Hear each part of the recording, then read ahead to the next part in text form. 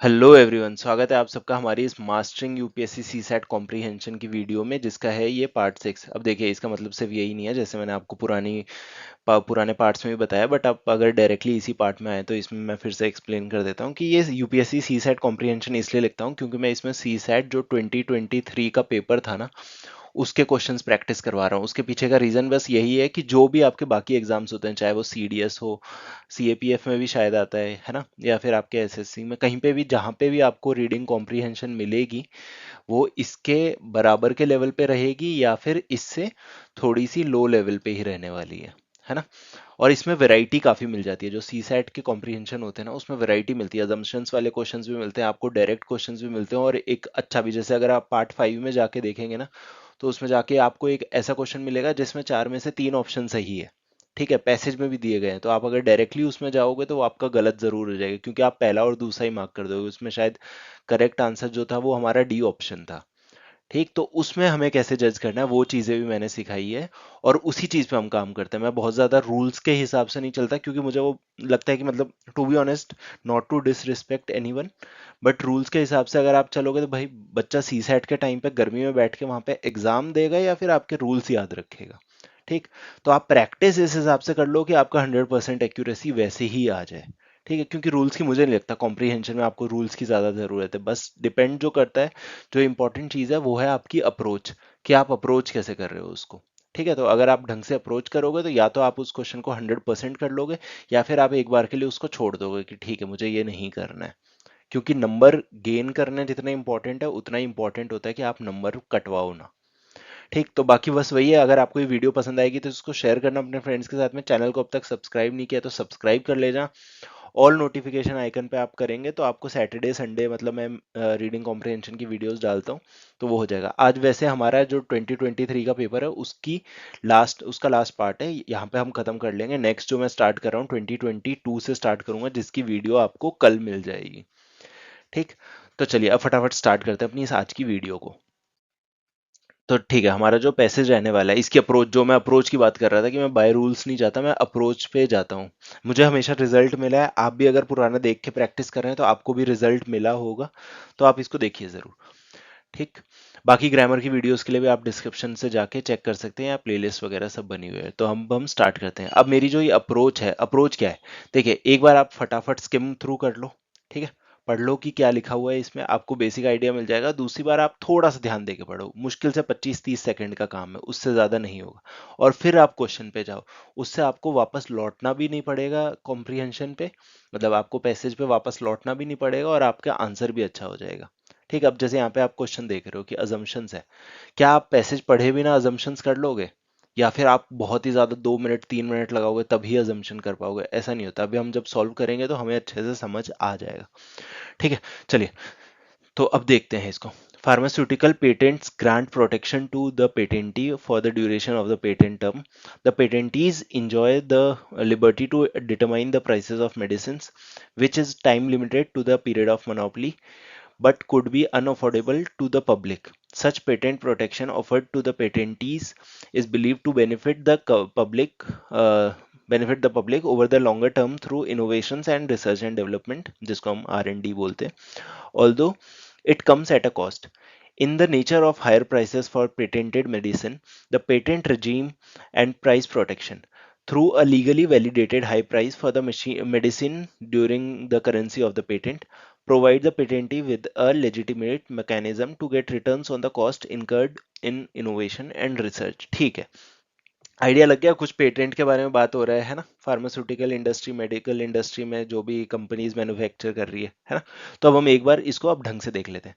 क्या है, pharmaceutical patents grant protection to the patentee for the duration of the patent term. जितने time का patent term होगा उतने में जो ये फार्मास्यूटिकल पेटेंट्स है वो प्रोटेक्शन देते हैं कि इसको आप मतलब इसको कोई और नहीं बना सकता। ठीक है, ये सिर्फ आप ही मैन्युफैक्चर करोगे। The patentees enjoy the liberty to determine the prices. हाँ, तो अब सिर्फ एक ही इंसान, मतलब एक ही कंपनी अगर उसको मैन्युफैक्चर कर रही है, तो उन्हीं के हाथ में होगा प्राइस। राइट, सही है। Which is time limited to the period of monopoly. Monopoly मतलब जितने टाइम पेटेंट उनके पास में है, तो सिर्फ वही एक है। जब एक ही प्लेयर होता है मार्केट में, अगर आप इकोनॉमिक्स पढ़ रहे हैं, तो एक ही प्लेयर अगर मार्केट में होगा तो उसको मोनोपोली बोलते हैं, तो वही प्राइसेस डिटरमाइन करता है, ठीक है।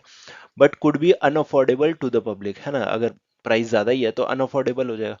Such patent protection offered to the patentees is believed to benefit the public over the longer term through innovations and research and development। अब ये जो मिलता है इसकी वजह से पब्लिक का बेनिफिट कैसे होता है, इनोवेशंस होती है और R&D होती है, रिसर्च एंड डेवलपमेंट, ठीक है। Although it comes at a cost, इसकी भी कॉस्ट है, in the nature of higher prices for the patented medicine, ठीक है। कैसे, ये जो नेचर है ये हायर प्राइसेस होता है जो पेटेंटेड मेडिसिन का है ना। ऑब्वियसली अगर उनके पास मोनोपोली है तो वो जितना चार्ज करे अपनी मर्जी से कर सकते हैं, क्योंकि कोई और तो बना नहीं रहा है। The patent regime and the price protection through a legally validated high price for the medicine during the currency of the patent, ठीक है। तो legally validated high price होता है इनका मेडिसिन का, ठीक है। Provide the patentee with a legitimate mechanism, इनका एकदम लेजिटिमेट मैकेनिज्म होता है पेटेंटी के लिए, to get returns on the cost of incurred in innovation and research. Obviously अगर किसी ने इनोवेशन करी है, रिसर्च करी है, तो ऑब्वियसली उन्होंने उसमें पैसा लगाया होगा, काफी टाइम भी इन्वेस्ट किया होगा। हर चीज की एक वैल्यू होती है जिसको आप मनी में डिफाइन कर सकते हो, है ना, in terms of money define हो जाती है चीजें।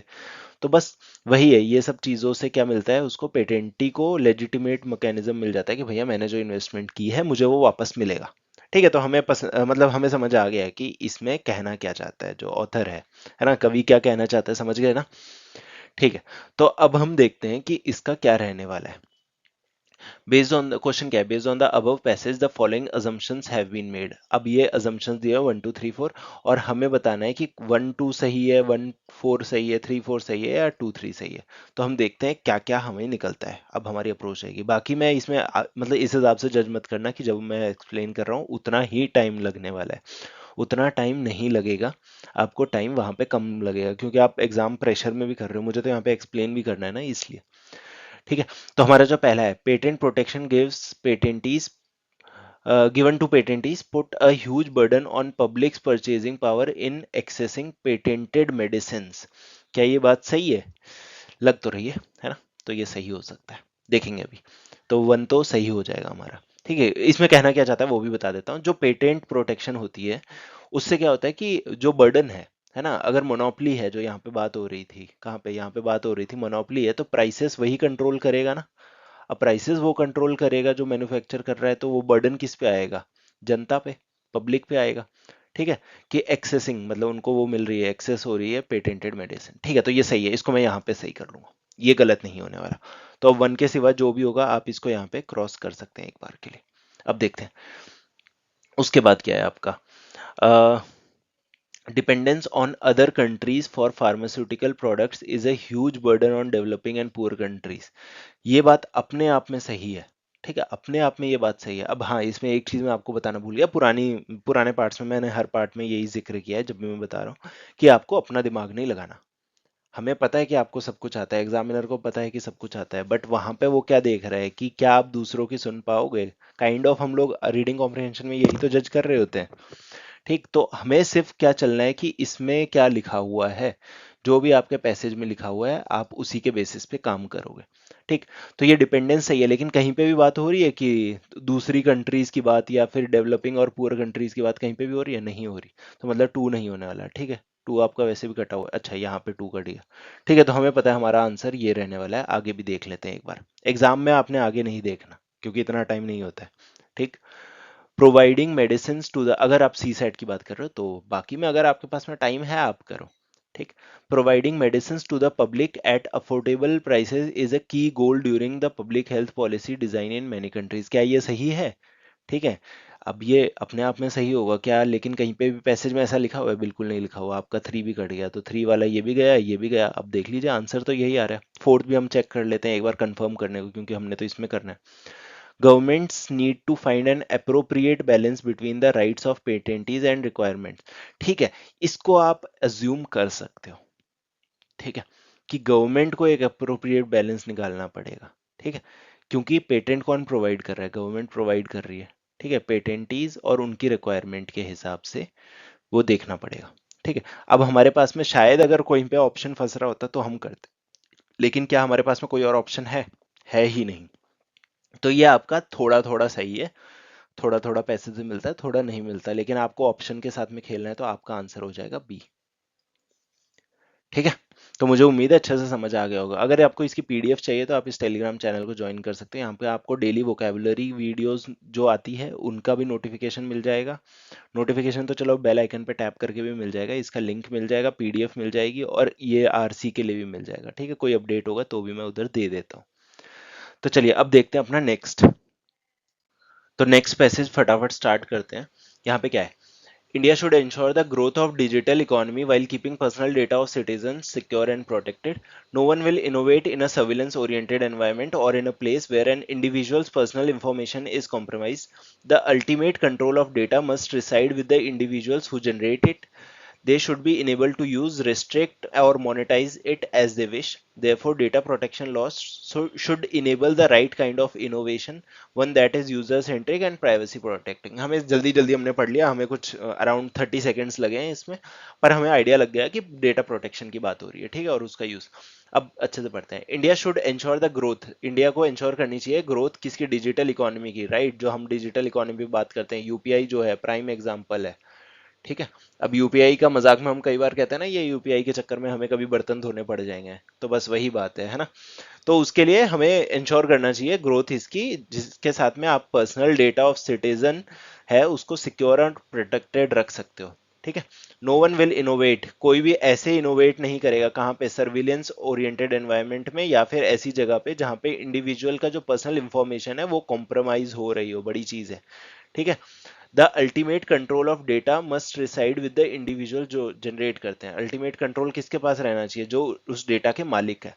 ठीक है, दे शुड बी इनेबल्ड, उनको इनेबल किया जाना चाहिए यूज करने के लिए, रिस्ट्रिक्ट करने के लिए, मोनेटाइज करने के लिए, जैसे उनकी विश है उसके हिसाब से। therefore data protection laws should enable the right kind of innovation, ऐसी innovation one that is user centric हो और प्राइवेसी प्रोटेक्टिंग हो। ठीक है, समझ आ गया। अब देख लेते हैं क्वेश्चन में क्या है। Based on the above message the following assumptions, ठीक है, अजम्पशंस है, देख लेते हैं, कम ऑप्शन है तो हम देख लेंगे कि इसमें क्या रहने वाला है। ठीक है, protection of privacy is not just a right but it has value to the economy, बिल्कुल एकदम सही बात है ये। कैसे, यहाँ पे मैं सही कर देता हूँ, क्यों, यहाँ पे क्या बात हो रही है, ग्रोथ की बात हो रही है। ठीक है, ऐसे एनवायरमेंट की बात हो रही है कि कोई भी ऐसे में काम नहीं करेगा, तो ये नेशन की ग्रोथ की बात हो रही है कि नहीं। ठीक है, इकोनॉमी की ग्रोथ की बात हो रही है कि नहीं हो रही है, बिल्कुल हो रही है, तो ये सही हो जाएगा। There is a fundamental link between privacy and innovation, बिल्कुल हर जगह यही तो बात हो रही है, इनोवेशन की बात हो रही है, प्राइवेसी की बात हो रही है।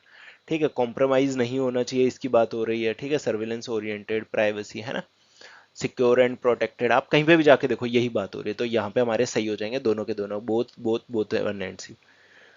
ठीक है, तो आंसर हमारा 64 का हो जाएगा सी। अब देखिए ये कितना मुझे एक्सप्लेन करने में इसमें सिर्फ 2.5 मिनट लगी है, तो जब आप इसको करेंगे इस अप्रोच के साथ में, तो आप कितने में करोगे, 40 सेकेंड, 50 सेकेंड, है ना, उससे ज्यादा नहीं जाने वाला ये।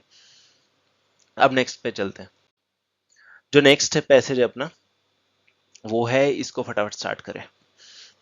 ठीक है, बाकी आप इसको साथ साथ में प्रैक्टिस करते रहिए, है ना, इसको दोबारा भी आप देखेंगे, मैं इसमें अपने वॉच टाइम के लिए नहीं बोल रहा हूँ, आप चाहो तो इसको 1.5x की स्पीड में भी देख सकते हो। मेरा काम है कि मतलब मैंने जो चैलेंजेस फेस किए हैं, अगर मैं उनको ओवरकम करके आया हूँ किसी तरीके से, तो मैं किसी और की भी हेल्प कर सकूँ। ठीक, तो देखिए, और रीडिंग कॉम्प्रिहेंशन अच्छा स्कोरिंग होता है इसमें, 100% आपके पास चांस होता है कि आप स्कोर कर लेंगे, लेकिन इसमें नेगेटिव के चांस तो बहुत कम होते हैं। ठीक है, अगर आप कहीं पे कंफ्यूज हो रहे हो बहुत ज्यादा, तो आप उसको डक कर दो, है ना, क्रिकेट खेलते हैं उसमें क्या होता है कि अगर कुछ भी टफ आ रहा है तो इंसान क्या करता है, उसको डक करके निकल लेता है। ठीक है, बाउंसर आ रही है तो बाउंसर को आप डक करते हो ना, वैसे ही अगर कोई बाउंसर का कोई इक्का दुक्का क्वेश्चन गलती से आ जाए तो ठीक है, वरना इस अप्रोच के साथ में 100% मैं कह सकता हूँ कि आप कर सकते हो, सी सेट तक कर सकते हो। कैट की मैं गारंटी नहीं लेता, कि जो कैट लेवल के क्वेश्चंस होते हैं वो थोड़े से अलग होते हैं। तो चलिए, हो गई बातें, अब करते हैं फिर से स्टार्ट, थोड़ा बीच बीच में मुझे भी रिक्रिएशन की जरूरत पड़ जाती है। In India, while the unemployment rate is a frequently used measure for poor performance of the economy, under conditions of rising school and college enrollment, it paints an inaccurate picture. ठीक है, the reported unemployment rate is dominated by the experience of younger Indians who face higher employment challenges and exhibit greater willingness to wait for the right job than their old peers. The unemployment challenge is greater for people with secondary or higher education and rising education levels inflate unemployment challenges। ठीक है, unemployment की बात हो रही है कि क्या youth के साथ में हो रहा है ना, ऐसा ऐसा। तो अब देख लेते हैं, कर लेंगे इसको भी अच्छे से, आसान लग रहा है। इन इंडिया, बाकी एक और चीज़ है यहाँ पे, आसान लगता है ये ऑप्शंस में, हो सकता है सारे सही हो जाए, जैसे मैंने स्टार्टिंग में बताया था। पिछला पार्ट अगर आपने देखा है तो आपको पता होगा कि सारे सही भी हो सकते हैं, लेकिन आपको उसमें से बेस्ट ढूंढना है, और वो बेस्ट ढूंढने में भी ज़्यादा मेहनत नहीं लगती अगर आप ढंग से देख रहे हैं तो। ठीक, देखें, in India while the unemployment rate है is a frequently use measure. ठीक है, ये फ्रीक्वेंटली यूज मेजर है पुअर परफॉर्मेंस ऑफ इकोनॉमी की।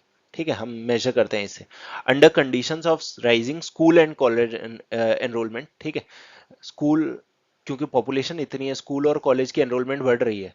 It paints an inaccurate picture. ठीक है, कि ये सिर्फ अनएम्प्लॉयमेंट से अगर आप देखोगे तो ये इनएक्यूरेट पिक्चर हो जाती है। ठीक है, the reported unemployment rate is dominated by the experience of younger Indians. ठीक है, ये जो अनएम्प्लॉयमेंट रेट जो हम रिपोर्ट कर रहे होते हैं वो डोमिनेटेड किससे है, एक्सपीरियंस है, जिसका जो यंगर इंडियंस का है, जो फेस क्या करते हैं, हायर एम्प्लॉयमेंट चैलेंजेस। और वो क्या एग्जिबिट कर रहे हैं, greater willingness to wait, wait करना चाह रहे हैं कि राइट जॉब। ठीक है, कि ऐसा नहीं है, अनएम्प्लॉयमेंट में क्या होता है कि आपके पास में जॉब नहीं है। अब क्या होता है कि बहुत सारे हम जो हैं, हम में से जो भी आप लोग वीडियोस देख रहे हैं इसमें बहुत सारे शायद जिनको पहले जॉब मिल गई होगी लेकिन वो कर रहे हैं, नहीं कर रहे, या फिर जिनको मिल रखी है, वो तो चलो अनएम्प्लॉयड में नहीं आएंगे, बट हमारे पास भी अपॉर्चुनिटीज होती है ना, बट हम नहीं कर रहे होते क्योंकि हमें एक बेटर जॉब चाहिए होती है। ठीक, हमें सरकारी नौकरी चाहिए ना, तो हम उसके लिए वेट कर रहे हैं ना। ठीक है, to wait for the right job than the older peers. The unemployment challenge is greater for people with secondary और हायर एजुकेशन। ये ज्यादा बड़ा है जिनके पास सेकेंडरी और हायर एजुकेशन है ना, वरना जिसने कम एजुकेशन की है वो तो लग जाएगा सीधा सीधा जैसी भी जॉब मिल जाए। ठीक, and rising education levels inflate, ये इन्फ्लेट करते हैं अनएम्प्लॉयमेंट के चैलेंजेस को। ठीक है, आसान पैसेज सा समझ आ गया होगा। अब क्वेश्चन देखते हैं, which one of the following statements most likely reflects as to what the author of the passage intends to say. Simple सी चीज है जो मैंने बताया था कि ऑथर क्या कहना चाहता है, आपको अपना दिमाग नहीं लगाना है। राइट, ठीक है, आसान है। चलिए देख लेते हैं अब क्या है। आपका इसमें क्या रहने वाला है, हमें देखना है कि कौन सा फॉलोइंग स्टेटमेंट, इसमें ना आप देख लीजिए अजम्पशन वाला नहीं है। ठीक है, इसमें से कोई एक ही सही होगी, तो हमें देखना है कि वो एक कौन सी रहने वाली है। Enrolment in schools and colleges is high but there is no quality education. Quality education की कहीं पे बात की है ऑथर ने, आप खुद बताइए। ये हमें पता है कि अपने आप में ये सही है, लेकिन ऑथर ने बात की है, नहीं की है, तो इसको काट दो।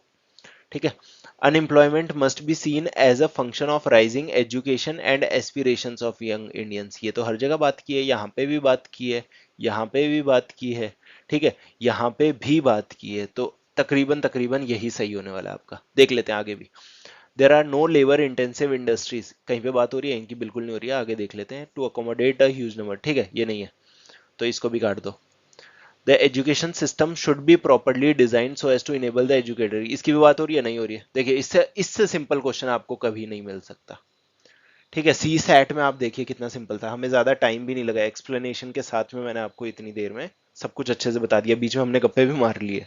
ठीक, तो आंसर आपका रहने वाला है बी। ठीक है, तो मुझे उम्मीद है अच्छे से समझ आ रहा होगा। बाकी आप मतलब अब तक वीडियो में है, लाइक नहीं किया है, आप लाइक ज़रूर कर दीजिए, मुझे इससे मोटिवेशन मिलेगी। कमेंट में अपना फीडबैक ज़रूर बताइए, अगर आप कुछ इंप्रूवमेंट चाहते हैं तो भी हम ट्राई करेंगे उसको करने की, और अगर आपको अच्छी लग रही है तो ऑब्वियसली आप बताइए, हम मोटिवेट होते हैं। अब बाकी ये टेलीग्राम चैनल है वो मैंने बता दिया था, आप यहाँ पे मेरे साथ कनेक्ट कर सकते हैं, ये हमारे यूट्यूब चैनल का नाम है, किसी फ्रेंड को बताना हो तो। अब जो नेक्स्ट पैसेज है, ये देखने में ही थोड़ा खतरनाक लग रहा है, पर कई बार ना ऊंचे पहाड़ और फीके पकवान सॉरी, मैंने थोड़ा इसका गलती कर दिया, मुझे एग्जैक्टली याद नहीं आ रहा क्या है, लेकिन हाँ, आप समझ गए होंगे कि दिखने में टफ होता है लेकिन आगे इजी मिल सकता है। ठीक, पैसेज 2 है हमारा ये, इसमें देखते हैं क्या रहने वाला है। देखिए, पढ़ते हैं, science by itself is not enough, there must be a force and discipline outside the sciences to coordinate them and point to a goal. It is not possible to run a course aright. अब aright क्या होता है, देखिए एक important word आ गया ना, right, वो क्या इसलिए इंपॉर्टेंट वर्ड थी। अराइट मतलब कोई चीज 100% करेक्ट हो। ठीक है, कोई ऐसा, हाँ ठीक है, इसको बाद में करेंगे, अच्छा सॉरी, ये तो पहली बार हम स्किम कर रहे हैं, इसको मैं आके करूंगा। It is not possible to run a course right when the goal itself has not been rightly placed. What science needs is philosophy, the analysis of scientific method and the coordination of scientific purposes and results. Without this, any science must be superficial. Government suffers precisely like science For lack of philosophy wears to science the same relationship which क्या है statesmanship bears to politics. ठीक है, explain करूंगा बाद में. Movement guided by the total knowledge and perspective as against aimless and individual seeking, just as the pursuit of knowledge becomes scholasticism when divorced from the actual needs of men and life. So the pursuit of politics become a destructive bedlam when divorced from science and philosophy. ठीक है, थोड़ा सा लंबा passage था, time लग जाएगा ऐसे वाले को ना. अगर आप सी सेट में आपके पास टाइम कम है तो आप इग्नोर कर सकते हो, ठीक है, क्योंकि आपको पैसेज भी बहुत बड़ा मिल रहा है और उसके बाद में आपको यहाँ पे ऑप्शंस भी इतने बड़े मिल रहे हैं, ठीक है, तो नॉट वर्थ दैट टाइम. अगर आपके पास बहुत टाइम है, जैसे कुछ पेपर में होता है, जैसे कोई भी एग्जाम, जैसे मैंने सीडीएस दिए हैं, ठीक है, क्लियर भी किए हुए हैं, तो उसमें क्या है कि आपके पास में है टाइम, ठीक है, अगर आप सही स्पीड में चल रहे हो तो आपके पास टाइम होता है कि इतना आप दे पाओ. मैं तो यही कर लेता था कि ठीक है, अगर ऐसा कुछ आ रहा है तो उनको मैं लास्ट में रख लूंगा, पहले सिंपल वाले सॉल्व करो, मतलब जो छोटे क्वेश्चंस होते हैं, तो उस हिसाब से आप जज कर लो. इतने तो आप मतलब मेच्योर हैं सारे के सारे, है ना. अब इसको पढ़ते हैं. Science by itself. ये वीडियो वैसे तो मैं कोशिश करता हूँ 30 मिनट्स में हो जाए, बट ये शायद थोड़ी लंबी हो जाएगी, पर कोई बात नहीं, टाइम मैटर नहीं करता, हमारे लिए क्वालिटी इंपॉर्टेंट है. साइंस जो bye itself is not enough, science अपने आप में इनफ नहीं है. There must be a force, ऐसा कोई फोर्स एंड डिसिप्लिन होना चाहिए जो कि आउटसाइड है साइंस के, टू कोऑर्डिनेट देम, ठीक है, कोऑर्डिनेट करने के लिए, and point to a goal, ठीक है, गोल पे पॉइंट करने के लिए. It is not possible to run a course alright, ठीक है, हमारे लिए इंपॉर्टेंट वर्ड था अराइट. अराइट क्या होता है? 100% करेक्ट, है ना, कुछ एकदम करेक्ट है तो ऐसा पॉसिबल ही नहीं है कि हम कोई ऐसा कोर्स है जो कि एकदम 100% सही हो, किसके साथ में? गोल के साथ में. Has not been rightly place, ठीक है. What science needs is philosophy, science के लिए फिलोसफी चाहिए. The analysis of scientific methods and the coordination of scientific purposes and results, ठीक है, ये मेथड होना चाहिए, कोऑर्डिनेशन होना चाहिए scientific purposes, sorry, scientific purposes और रिजल्ट्स का. विदाउट दिस, इसके बिना, any science must be superficial, कोई भी साइंस है वो सुपरफिशियल हो जाएगी, जैसे कि मूवीज होती है, ठीक. Government suffers precisely like science, government भी सफर करती है फॉर लैक ऑफ फिलोसफी, ठीक है, लैक ऑफ फिलोसफी होती है उससे, ठीक है. Philosophy bears to science the same relationship, philosophy और साइंस का सेम रिलेशनशिप है जो कि स्टेट्समैन बियर करते हैं पॉलिटिक्स के साथ में, ठीक है, मतलब रिलेशन है. Movement guided by total knowledge and perspective as against aimless and individual seeking, ठीक है. जो मूवमेंट है, इसकी बात हो रही है ना स्टेट्समैन और पॉलिटिक्स की, इसमें movement guided by total knowledge और पर्सपेक्टिव से अगेंस्ट इंडिविजुअल सीकिंग, मतलब जो अपने बारे में सोचा है या फिर एमलेस है, ठीक है. Just as the pursuit of knowledge become scholasticism, ठीक है, ये एक थ्योरी होती है, कुछ मुझे एग्जैक्टली याद नहीं है, बट ये एक थ्योरी होती है. इसको आप कैसे डिफाइन कर सकते हो? कोई मतलब जैसे कि ना कोई जिद्दी हो, ठीक है, किसी एक मेथड ऑफ टीचिंग, जैसे अगर कोई टीचिंग कर रहा है तो वो एक ही मेथड के साथ में लगा हुआ है कि मुझे तो ऐसे ही पढ़ाना है, ठीक है, कि मुझे अगर इसमें शॉर्टर कोई रूट मिल रहा है मुझे वो नहीं करना, बट मुझे यही पसंद है क्योंकि मुझे यही आता है. टू बी ऑनेस्ट, आजकल के टाइम पे यही होता है, टीचर्स कुछ भी करवा रहे हैं बस क्योंकि उन्हें करवाना है, पैसे कमाने हैं ना. तो उस चीज से उसको बोलते हैं when divorce from the actual needs of man, मतलब कि ये क्या है, ये अलग है क्योंकि एक्चुअल नीड्स तो कुछ अलग ही है मैन और लाइफ की. So the pursuit of politics become a destructive bedlam. अब बेडलैम क्या होता है? बेडलैम क्या होगा? कोई भी प्लेस या ऐसा सीन या सिचुएशन जहां पे बहुत ज्यादा नॉइज है, बहुत ज्यादा कंफ्यूजन है ना, क्योंकि कंफ्यूजन ही होगा जब ऐसे काम हो रहा होगा, ठीक है. When divorce from science and philosophy, इससे अलग जाएंगे तो कंफ्यूजन हो जाएगा, ठीक है. समझ आ गया होगा, मतलब मैं पढ़ रहा हूँ तो मुझे तो समझ आ रहा है, आप अपने आप जब पढ़ोगे तो भी आपको थोड़ा आइडिया मिल जाएगा कि ये क्या बात हो रही है. बट ये क्वेश्चन टफ है, ठीक है, इसको मैं टफ बोलूंगा. इसको अगर आप डक करना चाहें, इसको स्किप करना चाहें, आप कर सकते हैं, ठीक. विच वन ऑफ द, क्योंकि देखिए एक चीज बताता हूँ, मैं वही है कि मेरा काम ये नहीं है, मैं अगर यहाँ पे पढ़ने पढ़ाने, मतलब दोनों चीजें अपने एक्सपीरियंस के उस पर ही आते हैं ना, इस हिसाब से नहीं करवा रहा कि भैया मुझे कुछ भी करवाना है. इंटेलिजेंट वही होगा जो उसको आता है वो करेगा, ना कि आप 100% पे जाओगे. आपको यहाँ पे टॉपर नहीं बनना ना, आपको यहाँ पे क्लियर करना है, कट ऑफ क्लियर करनी है, आपको सीट लेनी है. टॉपर बनने जाओगे तो शायद वो सीट भी नहीं मिलेगी, इसलिए डक करना बहुत इंपॉर्टेंट है, ठीक. विच one of the following statements, इसमें भी हमें एक ही स्टेटमेंट बतानी है जो कि practically most rational logical and practical message जो है, ठीक है, वो कन्वे करता है बाय पैसेज, ठीक है. पैसेज से अपनी फिलॉसफी नहीं लगानी है, राइट. तो अब देख लेते हैं इसका क्या रहने वाला है।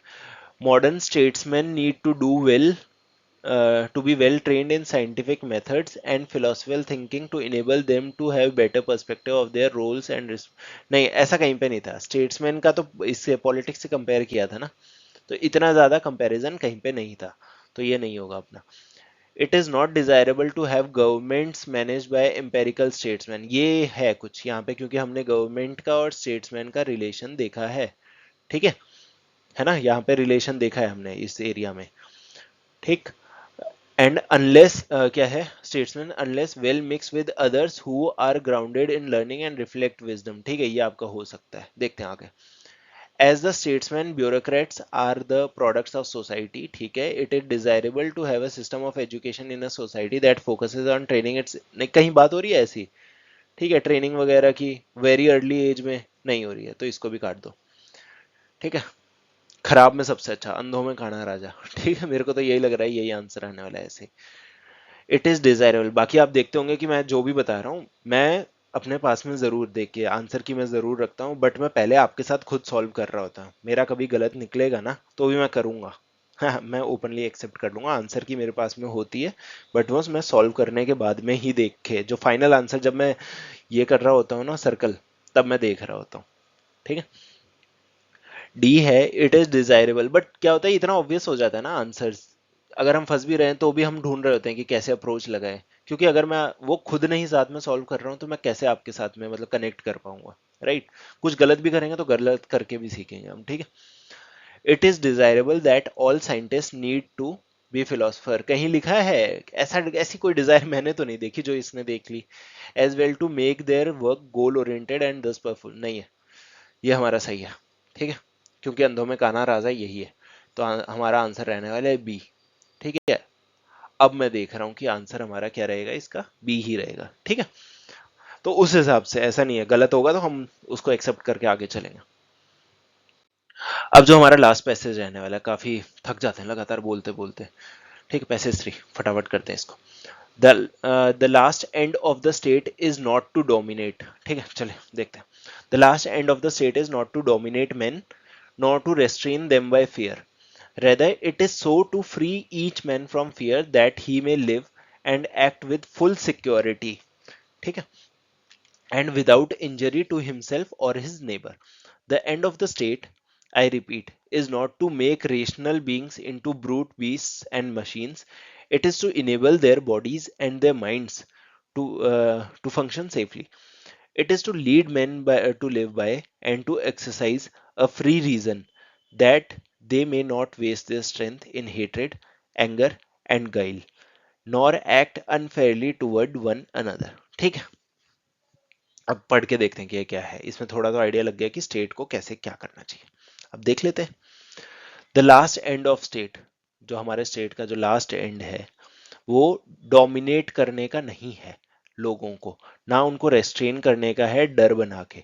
रेदर क्या है, it is so to free, सबको फ्री कर दिया जाए हर आदमी को अपने डर से, दैट ही में live and act with full security, पूरी सिक्योरिटी और बिना इंजरी के अपने को और अपने नेबर को, वैसे वो चाहिए। End of state, I repeat, is to not make rational beings into brute, मतलब खतरनाक बीस्ट या मशीन्स बनाना नहीं है इनका स्टेट का, है ना। It is to enable, enable करने का, मेरे ख्याल से ये सेम ही चीज बोलेगा पूरे पैसेज में, तो बहुत आसान रहने वाला है। It is to enable their bodies, उनकी बॉडी और उनके माइंड को सेफली फंक्शन करवाने का। It is to lead men to live by, ठीक है, ऐसे आपको लीड करना है कि live by and to exercise a free reason, ठीक है, ऐसा फ्री रीजन के तरीके से आपको लिव करना है, एक्सरसाइज करना है। That they may not waste their strength, वो अपनी स्ट्रेंथ को वेस्ट ना करे, किसमें, हेट्रेड में, एंगर में, गाइल में, ना ही वो एक्ट करे अनफेयरली टुवर्ड्स वन अनदर, ठीक है। आसान है, हम कर लेंगे इसको आराम से, ये तो बहुत सिंपल है, ठीक। Based on the above passage, which one of the following terms best express the ultimate goal of state, क्या लगता है, मतलब इससे आसान नहीं हो सकता। पर्सनल सेफ्टी नहीं होगा, क्यों, क्योंकि यहाँ पे वन अनदर की बात हो रही है, नेबर की बात हो रही है, ठीक है, मैं कलर चेंज कर लेता हूँ ताकि आपका ध्यान जाए। नेबर की बात हो रही है, वन अनदर की बात हो रही है, तो ये होगा नहीं होगा, ठीक है। Health of body and mind, health of body and mind, मुझे ऐसा लग तो नहीं रहा है, मतलब health of body and mind तो नहीं, नहीं ऐसा मुझे कहीं पे भी नहीं है। कम्युनल हार्मनी, अपनी कम्युनिटी में हार्मनी सिर्फ, ठीक है, नेबर की भी बात हो रही है ना, नेबर को आप दूसरी कम्युनिटी भी ले सकते हो, नहीं।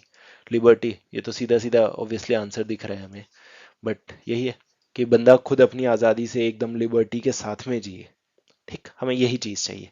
तो हमारा इसमें आंसर रहने वाला है जो कि हमारा सही रहने वाला है, डी। ठीक है, बाकी सही है। थोड़ा लास्ट पैसेज हमारा छोटा हो गया, तो हम एकदम टाइम पे है, 30th मिनट में हमने अपना कंप्लीट कर लिया है। तो बस मुझे उम्मीद है आपको वीडियो पसंद आई होगी, लाइक करें। बाकी मिलते हैं अपनी अगली आरसी की, नहीं अब तो वो कैब की सुबह वीडियो में मिलेंगे, उसके बाद हम आरसी करेंगे कल दोपहर के बाद में। तो एक और वीडियो आने वाली है, बी प्रिपेयर्ड, अच्छे से प्रैक्टिस करिए, मिलते हैं अपनी अगली वीडियो में।